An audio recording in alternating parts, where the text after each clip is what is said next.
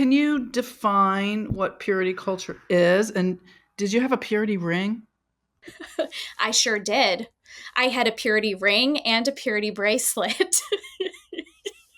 And I had a purity Bible because there was a special Bible that was created for women or girls, about the importance of purity. But defining purity culture is really big. It's kind of like this umbrella, right? So there's a lot of different parts in purity culture. And honestly, everybody has their own kind of definition of it, but some basic concepts of purity culture.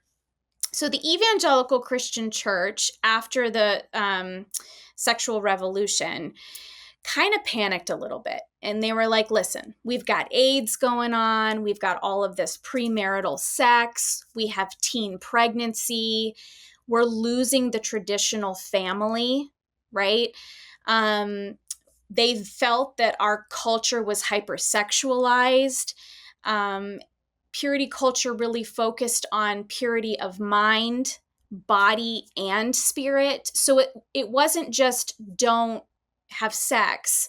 It was don't think about sex. Don't touch your body. It's bad. Don't masturbate. Don't experience pleasure, especially as a woman, right? Outside of heterosexual monogamous marriage.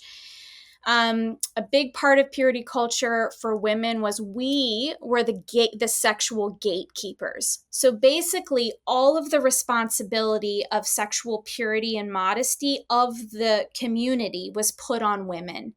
So we had to protect ourselves from our own sexuality and pleasure, and we had to protect men because from their sexuality and their pleasure, because the impurity culture, they believe that men are inherently like sexual horny beings that cannot control their sexual urges.